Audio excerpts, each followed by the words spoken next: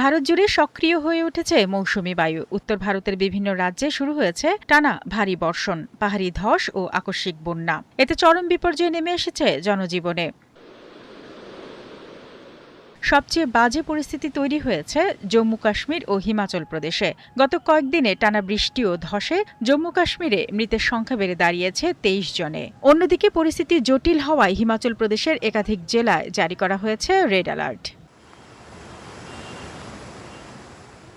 আফগানিস্তানের পূর্বাঞ্চলীয় নুরিস্তান প্রদেশে আকস্মিক বন্যায় অন্তত ২০ জনের মৃত্যু হয়েছে। এই ঘটনায় এখনও নিখোঁজ অন্তত ১০০ জন।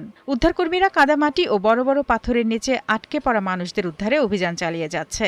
তবে দুর্গম এলাকা হওয়ায় উদ্ধার কাজে নানা ধরনের প্রতিবন্ধকতার মুখে পড়তে হচ্ছে তাদেরকে।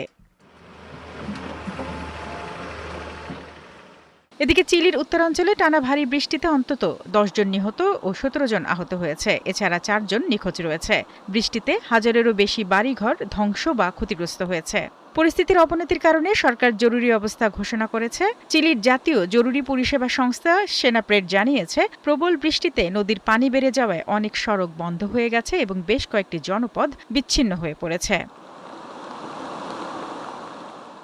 অন্যদিকে টানা ৬ দিন ধরে চলছে স্পেনের মধ্যাঞ্চলীয় গুয়াদালাজারা প্রদেশ। একটি দাবানল নিয়ন্ত্রণের বাইরে চলে গেছে, যা নিয়ন্ত্রণে কাজ করছে সামরিক বাহিনীর অগ্নি নির্বাপক দল।